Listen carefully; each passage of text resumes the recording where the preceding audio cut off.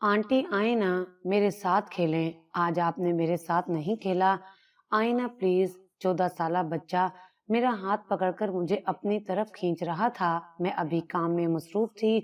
आज सुबह से मुझे जरा भी फुर्सत नहीं मिली थी। मैं हर रोज अपने फारिग वक्त में उस बच्चे के साथ खेलती थी। ये बहुत प्यारा बच्चा था।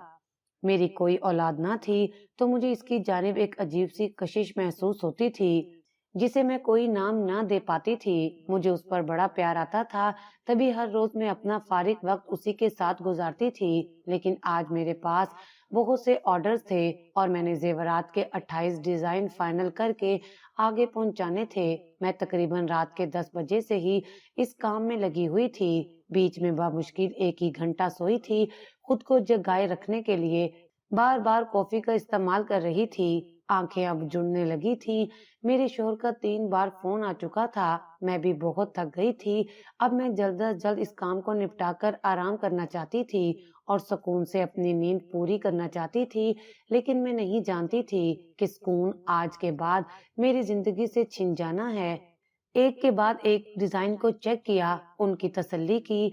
मुलाजमा ने आकर खाने का पूछा। भूख तो बहुत लग रही थी, लेकिन काम का बोझ सोचकर मैंने उसे खाना लगाने का कहा और खुद उठकर अपने रूम में आ गई। अलमारी से अपना एक सूट लिया और वॉशरूम में घुस गई। शावर लेने के बाद बाहर आई। शावर के बाद अब मेरे बदन में कुछ चुस्ती सी आ गई थी। दिमाग फ्रेश हो गया था। बाहर आई तो मुलाजमा खाना लगा रही थी। मैंने खाना खाया।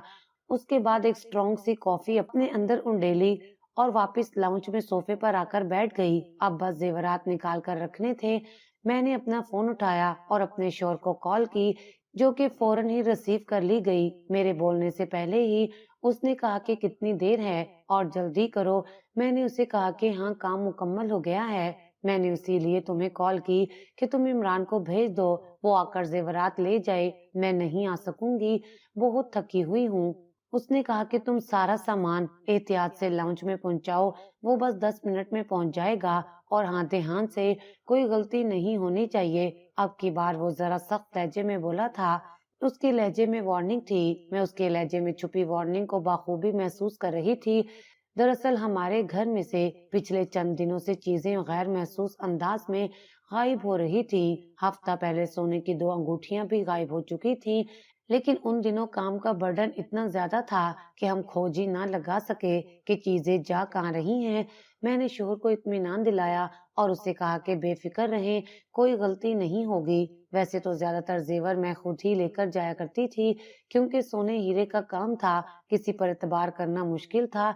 लेकिन इमरान हमारा पुराना वफादार और काबिल एतबार साथी था। उसने आज तक 1 रुपए की ऊंच नीच भी नहीं की थी, सो हम उस पर आंखें बंद करके एतबार करते थे।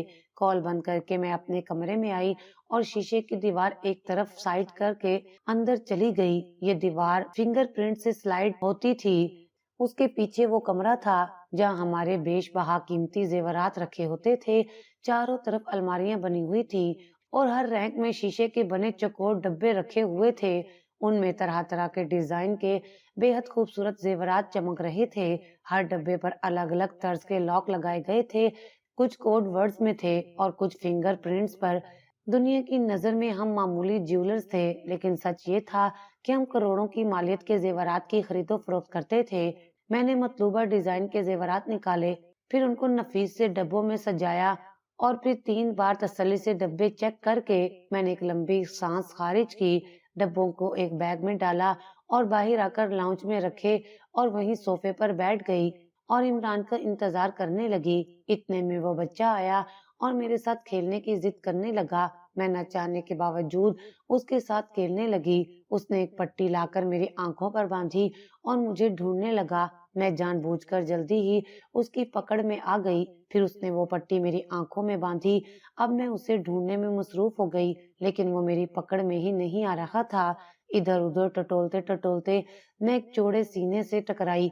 इससे पहले कि मैं कुछ समझती, मेरे शोहर के अल्फाज मेरे कानों में पड़े। मैं तुम्हें तलाक देता हूँ।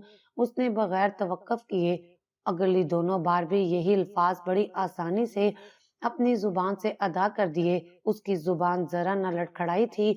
मुझे ऐसे लगा जैसे किसी ने मेरे कानों में सीसा पिघला कर डाल दिया हो। मेरे शोहर ने ऐसा क्यों किया था? میں نے جلدی سے اپنی آنکھوں سے پٹی کھولی۔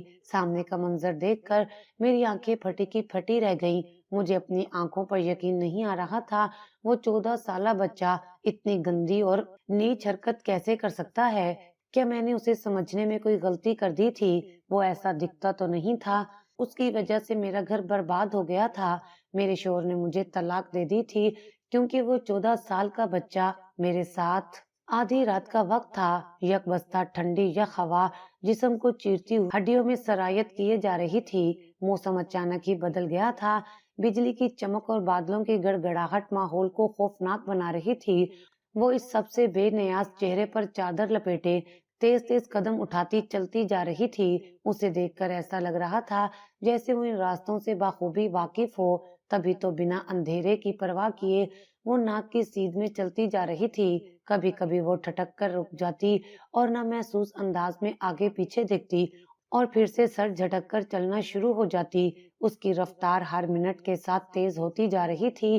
اب وہ شہر کی حدود سے قدرے باہر نکل آئی تھی۔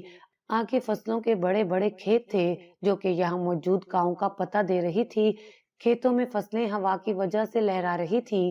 اس کی رفتار میں اب ٹھہراؤ آ گیا تھا۔ اب اس کے قدموں کی رفتار دھیمی تھی۔ اب مکانوں کا سلسلہ شروع ہو گیا تھا۔ تھوڑے تھوڑے فاصلے پر بنے مکان ایک جیسے ہی معلوم ہو رہے تھے۔ اب اس نے دبے پاؤں چلنا شروع کر دیا تھا۔ اتنی دور سے چلتے چلتے وہ اب تھک چکی تھی۔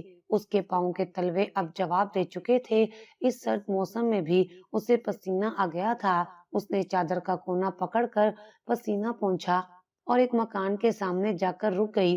اس نے چاروں طرف نظریں گھما کر دیکھا اور دروازہ کھول کر اندر داخل ہو گئی۔ دروازہ پہلے سے ہی کھول کر رکھا گیا تھا۔ شاید اس کی آمد کی خبر ہو چکی تھی۔ یہاں اس کے لبوں پر خود بخود مسکراہٹ آ گئی تھی۔ وہ اندر داخل ہوئی اور مڑ کر دروازہ لاک کر دیا۔ چٹخنے لگنے کی آواز سناٹے میں گونجی تھی۔ اس کے پیچھے قدموں کی چاپ ہوئی۔ اسے اپنے گرد دو بازو حائل ہوتے محسوس ہوئے۔ پیچھے سے آنے والے وجود نے اسے اپنے حصار میں لے لیا تھا اور اپنا چہرہ اس کے کندھے پر رکھا تھا اور فکر مندی سے لاڈ بھرے انداز میں بولا، او میری جان، آج بہت دیر کر دی۔ میں کب سے تمہارا انتظار کر رہا تھا۔ تم نے جو خوشی آج مجھے دی ہے اسے میں لفظوں میں بیان نہیں کر سکتا۔ تم واقعی قابل تعریف ہو۔ تمہاری قابلیت کی داد دیتا ہوں۔ لوگ غلط کہتے ہیں کہ خوبصورت لڑکیوں کے پاس دماغ نہیں ہوتا۔ اب تم خود کو ہی دیکھ لو، تمہارے پاس تو خوبصورتی بھی ہے اور شاطر دماغ بھی۔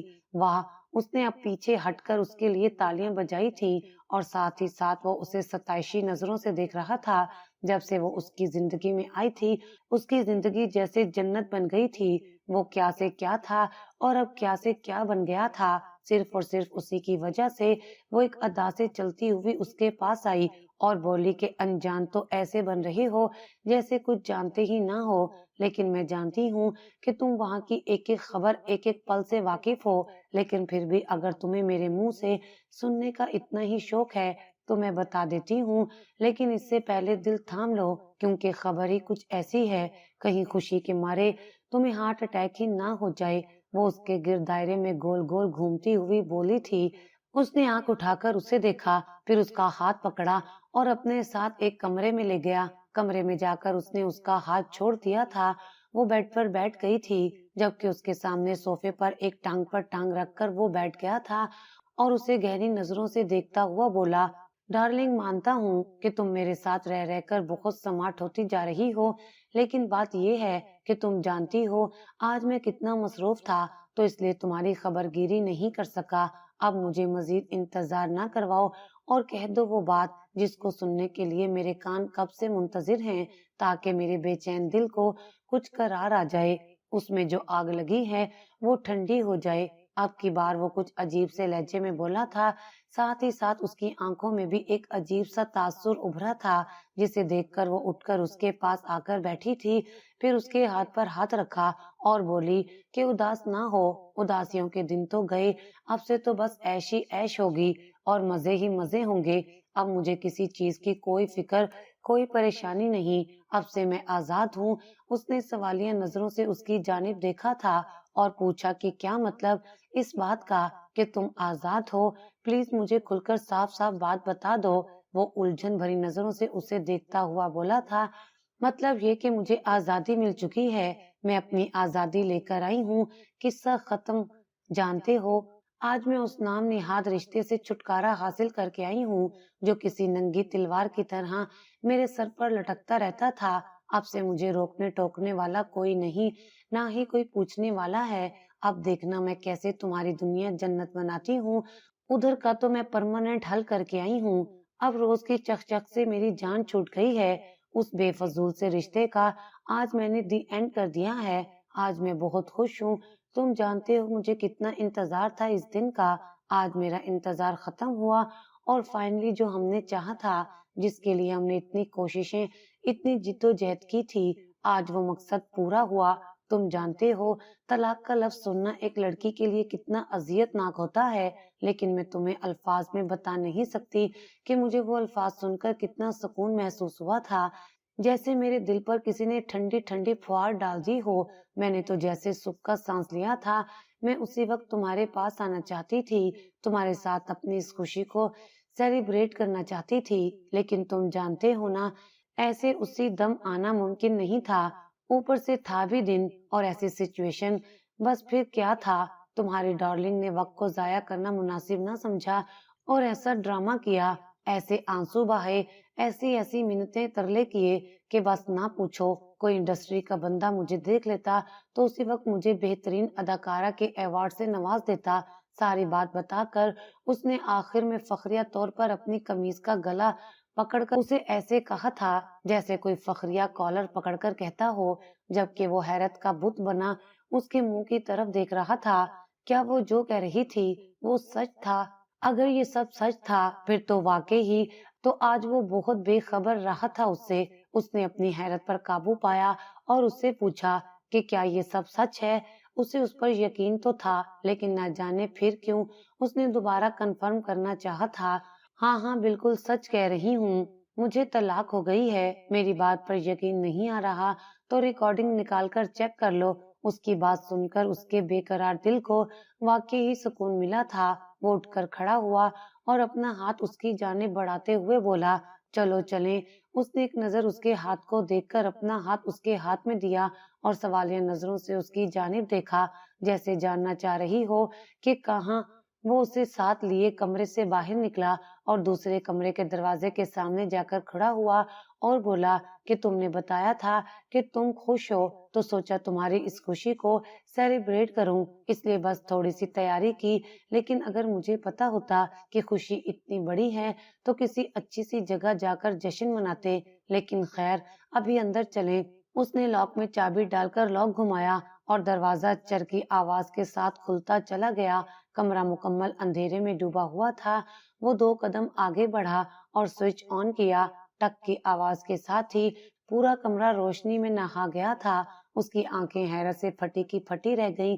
اتنی خوبصورت ڈیکوریشن، کمرہ بے حد خوبصورتی سے سجایا گیا تھا۔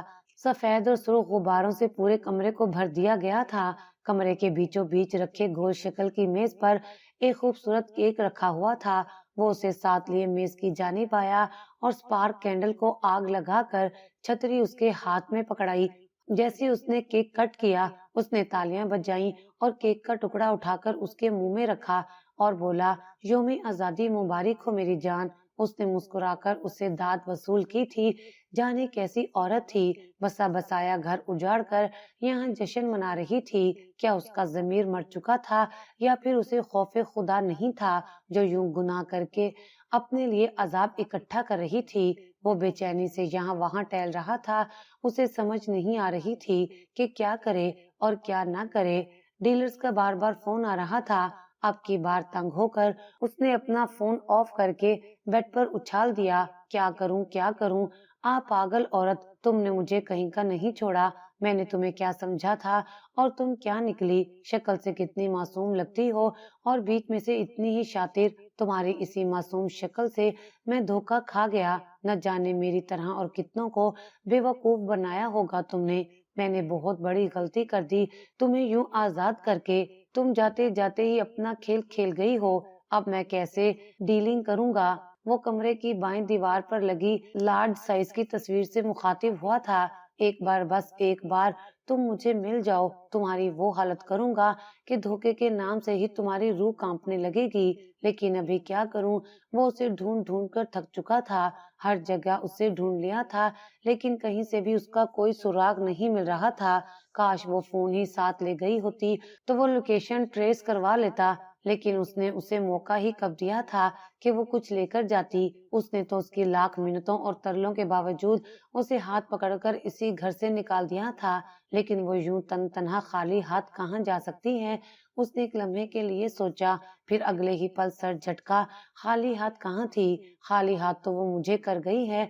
उसने बेअख्तियार बेड पर बैठते हुए एक जोरदार मुक्का मारा था। आज से पहले उसने कभी खुद को इतना बेबस महसूस नहीं किया था। अचानक उसके जहन में एक ख्याल बिजली की मानिंद गूंजा।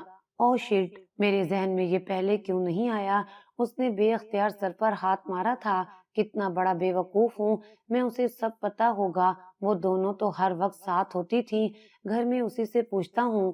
वैसे भी उसकी वो कुछ ज्यादा ही सकी थी, उसे सब मालूम होगा, सब जानती होगी।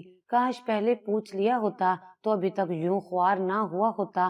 कहते साथ ही वो फौरन से बेड से उठा, अपना मोबाइल उठाया, फिर वापस बेड पर छोड़ा और घड़ी की जानिब मुड़ा जो उस वक्त रात के 2:30 बजा रही थी। उसने एक पल को सोचा, क्या इस वक्त उसके कमरे में जाना मुनासिब है, लेकिन कुछ सोचकर चल दिया, क्योंकि उसे जल्द अज जल्द उसका पता लगाना था और उसका पता लगाने के लिए उससे बात करना निहायत जरूरी था। वो अपने कमरे से निकलकर उसके कमरे की जानिब बढ़ा। अभी वो उसके कमरे की खिड़की के पास ही पहुंचा था कि अचानक ठटक कर रह गया। अंदर से आने वाली आवाजें सुनकर उसका पारा आसमान पर जा पहुंचा था। इससे पहले कि वो गुस्से में कुछ कर बैठता, अंदर होने वाली बातों ने उसके पैरों तले से जमीन खींच ली थी। उसके कान साएं साएं करने लगे, उसका पूरा वजूद सन्नाटों की जद में आ गया था। उसके कानों में उसे अपनी ही आवाज सुनाई दी। इसका मतलब है कि वो, मेरा नाम मुकद्दस है, मैं लाहौर में रहती हूँ, मेरी उम्र 32 साल है, मेरे अब्बा सोनार थे, बल्कि सिर्फ अब्बा ही नहीं, तकरीबन हमारे खानदान में सभी ज्वेलर्स थे, सबकी अपनी अपनी छोटी दुकानें थीं। ये उस वक्त की बात है जब मैं 22 साल की हुई तो अब्बा को मेरी शादी की फिक्र लग गई और चंद ही महीनों बाद उन्होंने मेरी शादी शहर के मशहूर ज्वेलर से कर दी। जाहिर सी बात थी, जो जिस तर्ज का होता है वो रिश्तेदारी भी अपने ही तर्ज के लोगों में करता है। चौधरी नियाज लाहौर का एक जाना माना ज्वेलर था। मेरे ससुराल के नाम पर सिर्फ यही दो लोग थे, एक मेरा शोहर और दूसरा मेरी 18 साला नंद, जो कि यूनिवर्सिटी की तालबा थी। शादी के 2 माह बाद ही मुझ पर ये इंकशाफ हो गया था कि नियाज महज लाहौरियों की नजर में आम सा ज्वेलर है जो चंद नए डिजाइन तैयार करके मशहूर हो रहा है, लेकिन हकीकत कुछ और थी। नियाज सोने और हीरे का जवारी था। उसने अपने कमरे में एक मखसूस कमरा बना रखा था। वो बाहर मुल्क के लोगों से डील्स करता था। उस कमरे में सिक्योरिटी का अच्छा खासा मजबूत इंतजाम था। कुछ ही अरसे में उसने मुझे भी इस काम में शामिल कर लिया। मुझे डिजाइन बनाने में महारत हासिल थी। कुछ ही अरसे में मैं उसका राइट हैंड बन गई थी। वो कोई गैर कानूनी काम नहीं करता था, सिर्फ आजकल के हालात के पेश नजर उसने ये बात छुपा रखी थी। जिंदगी अच्छे से गुजरती जा रही थी जब मुझे अपनी नंद जोबिया की हरकतें कुछ मशकूक लगी। मैंने उसे साफ अल्फाज में इस्तफसार किया, जूबी, जो मैं पूछूं वो सच सच बताना, झूठ बोलने का कोई फायदा नहीं, क्योंकि मैं सब जान चुकी हूँ कौन है वो लड़का और तुम क्यों उसके साथ इतना फरी हो रही हो। मेरी बात सुनकर जूबी के चेहरे का रंग उड़ गया। वो घबराते हुए बोली, कौन लड़का भाभी? लेकिन फिर मेरी नजरों में वार्निंग देखकर खुद ही बोलने लगी, भाभी, विकी यानी वकास मेरे साथ यूनिवर्सिटी में पढ़ता है। हम दोनों एक दूसरे को पसंद करते हैं, एक दूसरे से मोहब्बत करते हैं।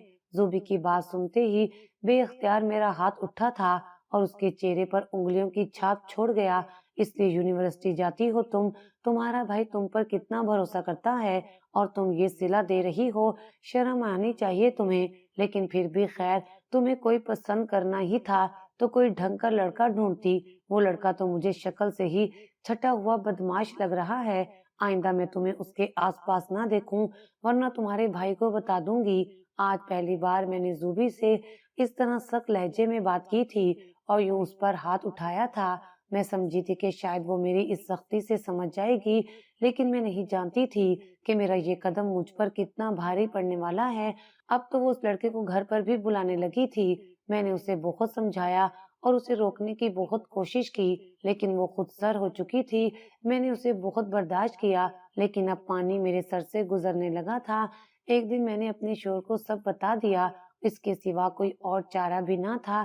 اگر وہ لڑکا کسی بھی لحاظ سے میری نند کے قابل ہوتا تو میں اس کا بھرپور ساتھ دیتی، لیکن وکی پر ریسرچ کے بعد اس کی جو حقیقت میرے سامنے آئی تھی، میں کسی صورت اپنی نند کو اس کے جنگل میں پھنسنے نہیں دینا چاہتی تھی۔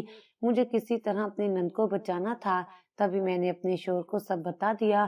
میں نے سوچا کہ وہ شاید پیار و محبت سے اپنی بہن کو سمجھا لیں گے، لیکن میرا اندازہ آدھے گھنٹے بعد ہی غلط ہو گیا۔